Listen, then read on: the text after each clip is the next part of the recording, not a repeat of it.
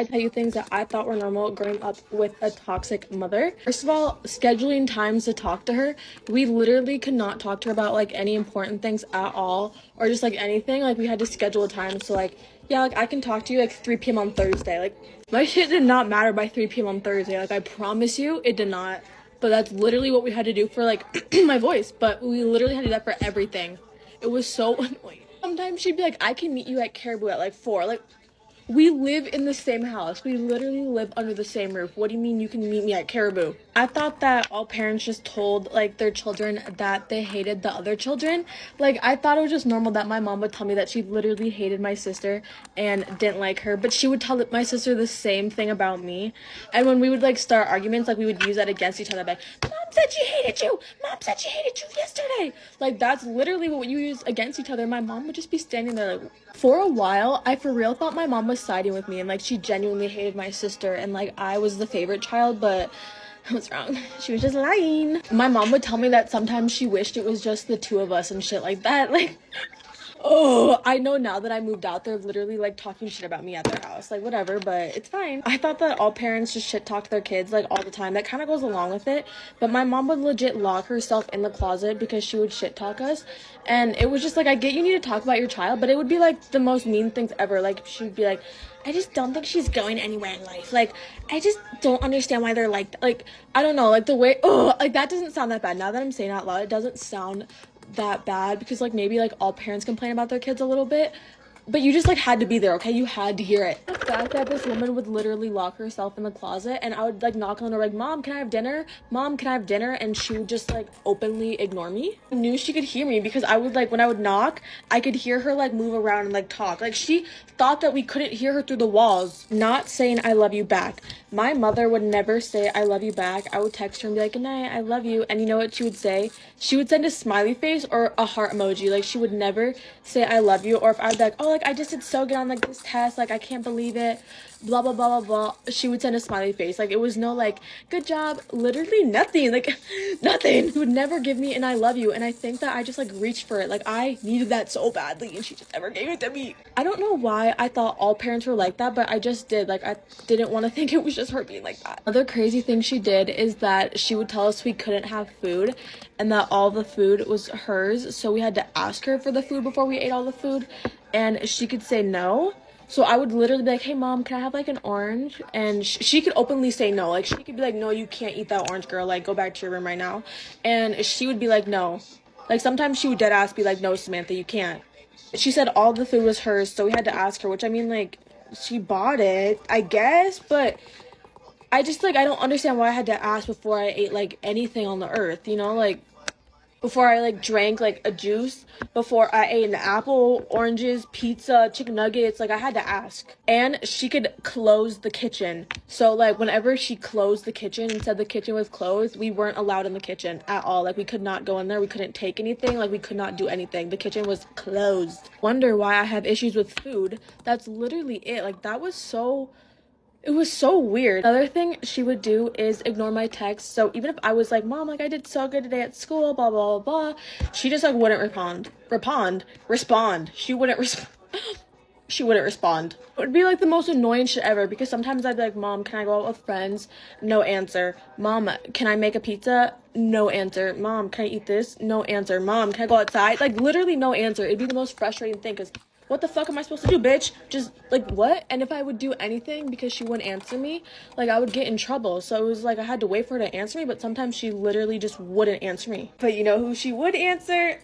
My sister. She would answer my sister. Literally the second my sister called her, she went running. But I thought she like hated her. Like it literally made no sense at my house at all. And my mother could literally not have a simple conversation with each other without screaming. Like I don't know how it ended up, but we'd always start screaming at each other, and then she would like follow me to my room and I would be like, please just give me some time. She's like, no, I'm not giving you any time, no. And I would be like walking my room, like I would just keep walking. And she would just be walking behind me, like, screaming at me and be like, no, this is my house, you listen to me. And I'd be like, girl, like, just, like, give me, like, 5 minutes to breathe, goddamn, like, fuck. And I would never get those 5 minutes to breathe because, you know, like, everything had to be on her time or the highway. Anytime I tried to talk in public, you know what she told me? Children were to be seen and not heard. Not even in public. Like if we went to a family gathering and I tried to talk there, children were to be seen and not heard, so I couldn't talk there. Like I really don't understand that quote and like where the fuck she got it from and how it makes any fucking sense. But in some little like thing in her head, that made sense, and I don't understand. Like even if I was like sad and I was like, Mom, like please, like I'm just like I wanna like talk, and she'd be like, children are to be seen and not heard. I'm almost done with my makeup, but another thing she did was she would go into her room at 7 p.m. and that was like her bedtime, but she wouldn't actually go to bed. She'd be up till like 9 or something. But she said we couldn't bother her or try to talk to her or anything unless there was an emergency, and she would literally lock her door. So like even if there was an emergency, like we couldn't even go in there and be like, yo Mom, like the house is burning down, like get out, you know? I'm back to tell you more crazy things that happened with my mom, but this time we're adding a new crazy side character, my sister. One story that comes to my mind is that my mom made my sister dinner, and she made it with like white rice instead of brown rice. And my sister got so mad by that she literally threw the plate at my mom's head. My mom literally did everything for her. Like she let her think that she could get away. My mom just bent literally to my sister's like every dying need, and she just did everything for her. And so like my sister started to like snap when she was like 15. I don't know like why she went insane, but she started to get like all these crazy anger issues, and the cops would be at her house at least like 2 times a month, and it was so fun. My sister was just really a violent person and really like angry, and she had issues. Okay, I mean like we all had issues living there, okay, so she wasn't the only one obviously, but she just took it out in mean ways. And I would try to defend myself, and my mom would tell me to defend myself, but then I would defend myself, and I would literally get screamed at for no reason. Be like, why did you defend yourself? Why did you defend yourself? But then when I would talk to her about it separately, she would tell me to defend myself, but when I would defend myself, I would get grounded. Nothing happened to my sister, literally nothing. She could beat up my mom, she could break doors, she could do whatever, and my mom didn't care. Now that we're going into the whole breaking doors thing, my sister would literally break doors and break into rooms. I taught her how to break into rooms. I literally don't know why I did that. She would break into rooms, and my mom proceeded to get herself a new lock on her door and just like leave me out, and that was basically it. Like my sister could still break into my room. She couldn't get into my mom's though, just mine. My mom got a door with a key, but like my door, you could put like a little thing like this in or a Q-tip, and you could just like push the lock through and it would just like open. I'm not gonna lie, like I'm not perfect either. Like I pushed my sister down the stairs one time, but you know, you gotta do what you gotta do to survive. But I'm just saying, I'm not perfect. My mom always told me that I was just the guinea pig child, and it didn't really matter how she parented me because she could just fix it with my sister, which she obviously didn't fix it with my sister, because do you see how she looks now? Do you see what she's into? Do you see what she does? Like, she didn't fix it, okay? So I don't really know what that's saying, because look at me, I'm chilling in my studio. Never sat right with me being called the guinea pig child, because she literally just kept saying she just didn't care how she parented me because it was just like a test run. Like, what the fuck do you mean, lady? Sometimes my mom would text me and be like, are you home? And I would have been home for like 4 days. Like, I would literally be home. You could openly see my car in the garage, but she would still text me and be like, are you home? Where have you been? When I've been home the whole time. She just never really cared about what I was up to until it was like a reason for her to get mad and be like, what are you doing? Like, you know, like when she could get mad, then she all of a sudden like gave a fuck about where the fuck I was. But before that, she did not care at all. She became a little bit better for a little bit when I was like 15, when she saw I wanted to like myself, you know. Then she became a little bit nicer, but that lasted like 3 months. My mom would also tell me that she was trying to get my sister taken out of the house and put into a group home, and that she just didn't care at all, and that she was so over it. Then she would just be laughing at me with my sister like the next week, and it didn't make any sense to me, because like I just didn't understand, like, how can you say that you just don't want someone in this house and all that, and then just like shit talk me the next week? That's just what she does as a parent, I guess, but still, like, fuck. I don't know what type of parenting method she's using or where the fuck she got it from, but wherever she did, ooh. I know parents leave their kids home alone all the time, but sometimes she would literally just go to North Carolina in the middle of the week for like a whole week, and I had school and everything, and my sister had school, and it wasn't, you know, like, she just dipped. Never made sense to me. Like, she literally would just like book a flight and be like, bye. Like, first of all, where the fuck was my invite? Lost in the mail? She just like literally wanted to escape us so bad. Like, fuck.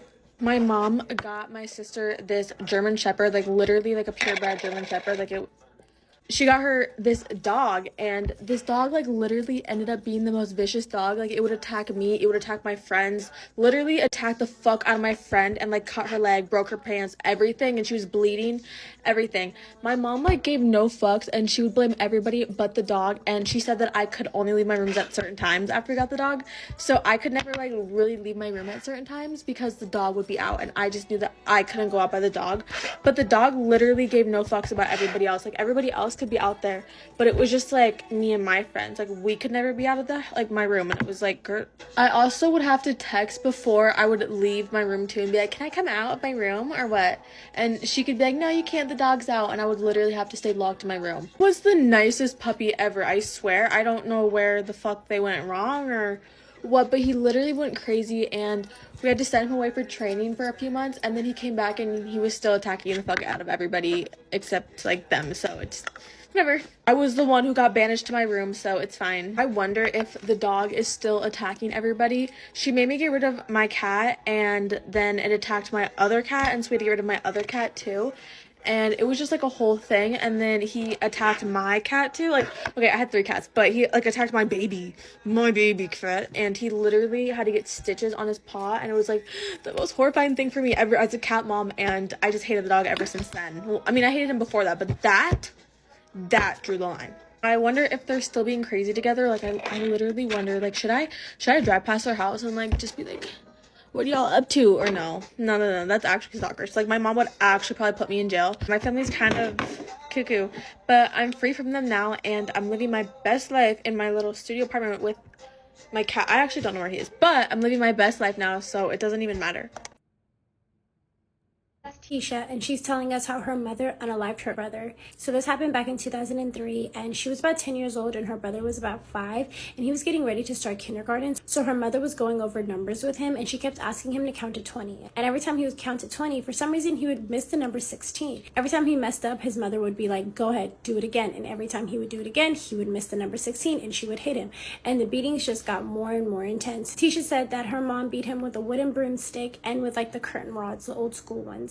And it just got worse and worse. And so after a while, her mother got so annoyed, she just sent him away to the room, and she told Tisha to go and like help him. She was like, go help him, I can't deal with this anymore. So Tisha goes in there and she's like, okay, come on, let's figure this out. And as she's having him count to 20, he has no problem saying the number 16 when he's supposed to.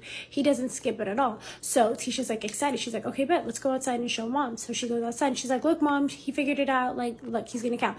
So he starts counting in front of his mom, and he misses the number 16 again. So his mom loses. She's like, everybody get in the car right now. At this point, her mom had been beating her little brother up all day long. So they drive from Mississippi over to Mobile, which is about an hour long. So Tisha goes to go sit into the front seat, and her mom's like, no, I want your brother up here. So she's like, okay, whatever. She gets in the back seat and proceeds to watch her mother beat her brother up in the front seat for the next hour long drive. She's mushing his head into the window. She's beating him the entire time. When they finally get to Mobile, they park, and she jumps out. She goes inside of this house. The kids stay in the car for about like 10 minutes or so. She didn't know it at the time, but later on she finds out that that house was actually like a trap house. They were selling rugs, right? She finally gets back in the car. They drive all the way back home. Now, mind you, Tisha wanted to say something. She wanted to tell her mom to like stop beating on her brother, but obviously she was like, I'm a kid, what am I gonna do? Like, I just had to watch this in horror. When they got back home, her brother went to get out the car, and he was completely disoriented. He was like falling over himself. It was really sad to see. So she got out the car to go help her brother, and her mom was like, no, leave him alone, he can help himself. They finally get back inside, and her mom tells her brother to go lay down, and then she looks at Tisha and she's like, why don't you go get your schoolwork now? And so Tisha's like, look, I'm not the best of students. I brought my workout, and a lot of it was incorrect. So I guess her mom was really hyped up. She still had a lot of energy, especially because she had just went and re-upped. So she went and took out all that anger that she was, dishing out to her brother, and put it on Tisha, and she starts beating on Tisha. She starts hitting her with the wooden broom. So at this point, her mother is like really going in. Tisha actually said that if what happened to her brother didn't happen at that exact moment, she probably would have been unalive that day herself. And so all of a sudden she hears her brother in the living room coughing, right? And so that averts her mother's attention. Her mother gets up, leaves her alone, and walks into the living room to check on her brother. Immediately, her mother starts panicking because her brother looks incredibly sick and he's being unresponsive. Her mother frantically starts telling her, go grab me some juice, grab me a wet towel, da-da-da. So Tisha starts running around the house. She's trying to figure out, what she can grab. And so she hears her mother call her stepdad and be like, hey, something's wrong. You need to come back to the house, da-da-da-da. And so her stepdad starts heading back to the house, right? Tisha said she helped her mom get her brother into her bed. She said her brother did not look like himself. She has never seen someone change so dramatically. He had gone through so much head trauma at that point. He was so swollen. It was just a bad situation. So once her stepfather arrived, he looked at her mother and he was like, Tawanda, what the hell? Like, what did you do? Like, what's going on? And her mother literally looked at her stepfather and was like, I went too far. And so the stepfather tried to do CPR, mouth to mouth. He tried to resuscitate him, but it really wasn't working at this point. And so this is when her mother looks at her and she's like, hey, go to your room. And so Tisha's like, she probably didn't want me to see what was going to happen next. Tisha said, unfortunately, she knew when she saw blood coming from her brother's nose and the fact that he had urinated himself, she knew that it was too late. Her brother was gone, unfortunately. When she wakes up in the morning, she's terrified. She does not want to get up. She gets up to go look at her bed and her brother's not in there anymore. She's like, what's going on? And she said at this point, she was on detective mode. She starts looking around the house and she sees like carpet fringes all over the floor, like just like little pieces of carpet all over the ground. So she's like, okay, something with a carpet has happened here, right? All of a sudden she hears her mother calling her in the living room. She sits her down and her mother's like, okay, you're going back to school soon. This is what happened. That's what happened. Like, this is the story. She starts telling her this whole like alibi so that her mom will get in trouble. And so obviously Tisha's only 10, but at this point she's looking at her mom like, do you really think this is going to work? The plan that Tisha's mother came up with was that she was going to report him missing. They were going to say that Tisha didn't see him since that morning when she went off to school, and she was going to stick to that story. Later on that night, Tisha ends up overhearing her mother talking to somebody, and she ends up hearing her say something along the lines of her disposing her brother's body. Later on, she found out that's exactly what her mother and her stepfather did. They did wrap him up in a carpet, they threw him off of the bridge, and they were hoping that they can just dispose of his body and go on with this lie. Her mom actually ended up driving back to where they disposed of the body, I guess to make sure that everything was like okay. And so Tisha wasn't really sure what was going on, but she noticed that her mom got out of the car. She didn't get out the car, but she saw her mom walk over to the bridge on the interstate and look over. So she's like, okay, I'm collecting these clues. It's a carpet, you got rid of my brother, and there's something to do with this bridge. So remember, Tisha was getting beat by her mother right before everything happened with her brother, and so she had a lot of bruises on her, and her mom tried to cover it up with makeup and send her off to school, but when she got to school, her teachers definitely noticed, so she got called into the office. So they brought Tisha into the room and they said, hey, your mother reported your brother missing, like what's going on here? And she wasn't going to say anything. So at this point, the police have been called and they're questioning Tisha, and she's sticking to the story. Now, at first she had trouble remembering exactly what her mother told her to, because again, she's 10 years old, but she did a pretty good job of remembering it, and she stuck to that story until she couldn't anymore. After some time, the police said, give us a moment. They go outside. They end up calling one of Tisha's aunties, her own mother's sister. So her auntie walks in and the police give them a moment to just speak amongst themselves. And Tisha feels comfortable telling her auntie what it is that happened. And she ends up telling her exactly what happened. Mom did this, mom did that. Stepdad helped her do this, da-da-da. Auntie goes, gets the cops, and she's like, hey, my niece has something to tell you. And the niece goes on to finally tell the cops exactly what happened. And right when the cops heard all of this, the cops came in, they took down a statement, they immediately called who they needed to call, and they took her mother into custody. That was when she was 10 years old. She never saw her mother ever again after that. She said that she's 30 years old now, and her mother was ultimately sentenced to life in prison with no possibility of parole, so she will essentially never see the light of day ever again. I'm actually terrified after reading this story. I'm too scared to turn the lights off tonight. Let's put it that way. So there's a newly married couple, Jess and Jeff, what a pair. Married for 3 weeks, check in their wedding photos when they just come in. Jess loves her dress, it's a beautiful vintage dress. She's also wearing a borrowed silver hairpin. Husband looks beautiful, loves seeing all the guests. Jess notices someone unfamiliar when she's looking at the photo of her walking down the aisle. All the guests are looking at Jess or Jeff, but there's one guest that's standing right at the back, a tall, thin, pale lady with long black hair that is facing away from the camera and facing away from Jess. She's just stood looking to the side. She asks her new husband, do you know who this is? And he just says, no, it must be someone on your side of the family that's sat on your side of the church. So then she thinks maybe it's a plus one, maybe one of her cousins have brought an extra girlfriend, who knows. She decides to do a quick 007 and searches Facebook. Wasn't a suspected plus one from one of her cousins. Continues to ask Jeff, are you sure you don't know who this person is? He says, no, must be someone you know. And she's like, no, I don't know this person. I don't recognise this person. And then she realises, oh, it's a gate crasher. It's a wedding crasher. And she just gets really pissed off. They continue to go through the photos. They don't see this woman, you know. They go to the reception. There's them having their first dance. And then she sees a photo of the woman again, doing the same pose, just standing there still with her face.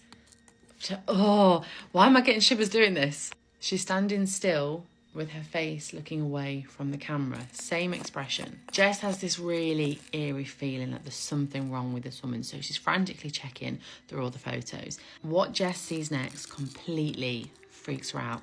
She's going through photos of her and her husband, like the posed, the staged photos. And in one of the photos, placed on Jess's shoulder, is a pale, slender fingered hand touching her shoulder, just lightly, just the fingertips. She screams for her husband, like, come here and look, the woman's touching me. I don't even remember her touching me. And he's saying that she's obviously not touching you. It's obviously my hand, Jess.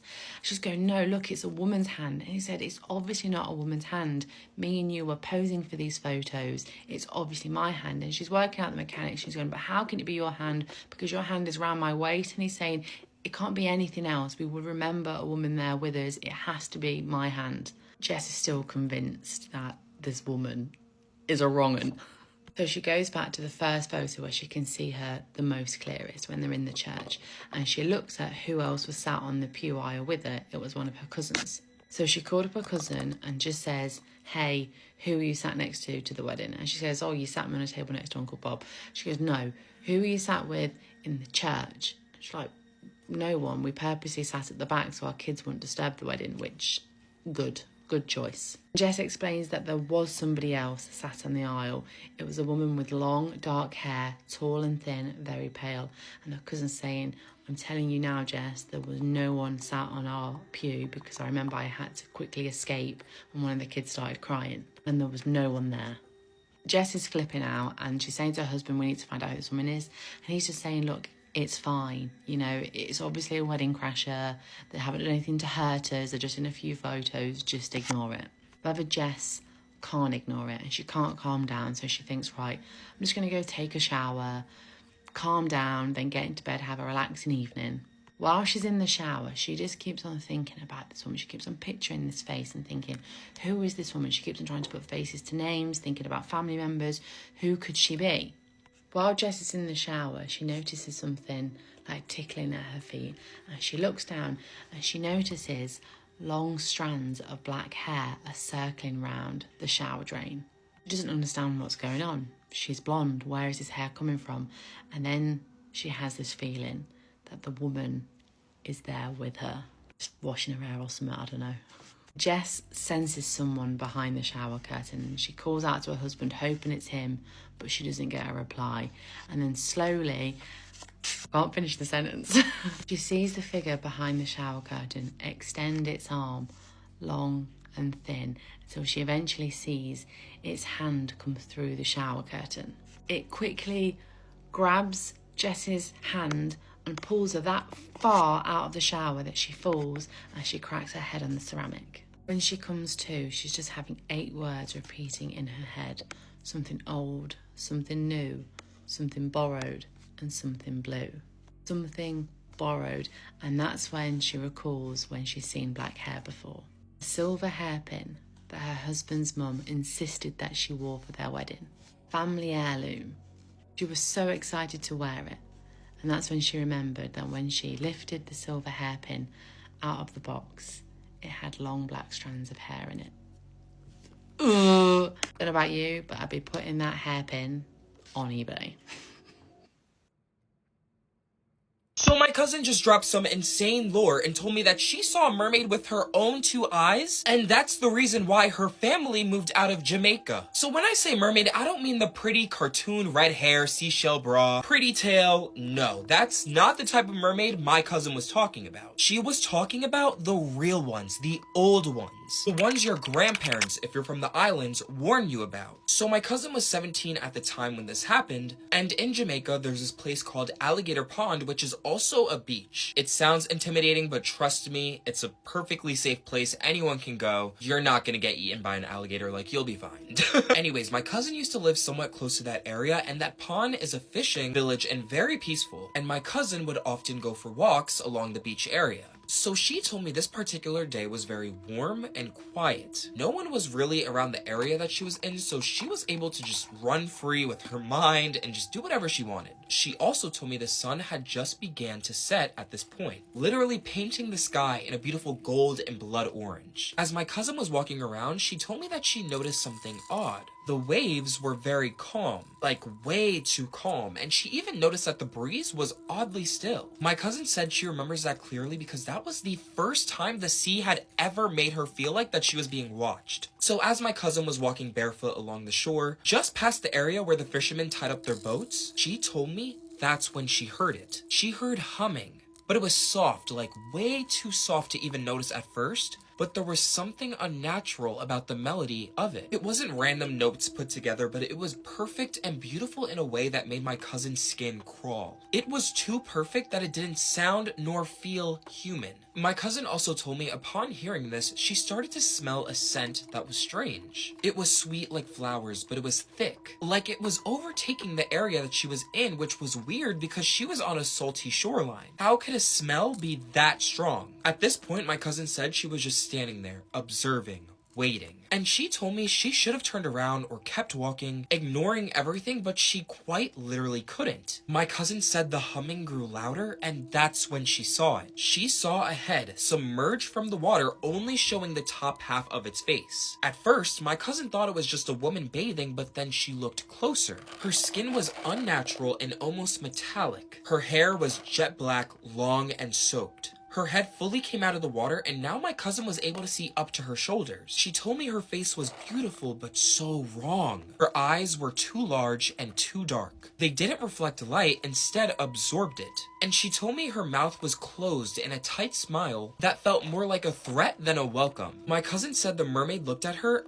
and then the humming stopped. She raised one arm and motioned my cousin to come forward. To this day, my cousin said she does not know why, but she stepped into that water. It was like something had taken a hold of her. She could not think straight, even though there was fear taking over her and screaming at her to get out of there. She told me she was basically sleepwalking while awake. So at this point, the water had reached her calves, then her knees. With every step, my cousin said the lady began to sing. Not with words, but with tones that were very low and hypnotic. And with every note, it was pulling her in deeper as it guided her forward. My cousin said at one point she took a step forward and was able to see the tail. It moved beneath the surface and it was silver blue and stirred the water around with a slow motion. She told me it wasn't playful looking like a dolphin or a fish. It was like a predator. My cousin was being preyed on by this mermaid. Now this is where things got crazy for my cousin. She told me before she could fully process and react to the tail that was beneath her, the mermaid lunged at her. She said she moved so fast that she didn't see her break the water. One moment she was sitting still, and the next she was inches away from my cousin's face. My cousin told me the mermaid grabbed her wrist, and her hands were so freezing cold that it burned. The creature revealed its teeth and it was sharp and needle-like. My cousin told me in that moment all she remembers is screaming to God and to help her, and that somehow broke the trance. She told me she twisted and kicked and managed to break free from the mermaid. As she let go, the mermaid ended up leaving a small scar on my cousin's right wrist, which now makes sense because I've always wondered what it was. As my cousin was scrambling out of the water, she told me her heart was hammering out of her chest. Like she was literally about to pass out, but not once did she look back. Once she was out of the water, she ran all the way back home, barefoot, shaking. She told me her mom found her inside, and after she calmed down, she told her mom everything. She told me her mom didn't question it, didn't laugh, didn't smirk, nothing. She wasn't even mad. She simply brought out oil and a candle and prayed over her. Fast forward a few years later, my cousin and her family ended up moving out of their house and came all the way to America. And then fast forward to now, that's the reason why my cousin ended up moving over here. Not only was my cousin traumatized and had a huge fear of encountering it again, but back in Jamaica before they moved, moved, my cousin told me she would hear the same humming at night around her house. But for those that are from the islands, definitely ask your parents or your grandparents about mermaids, because trust me when I say they will have a lot to say about them.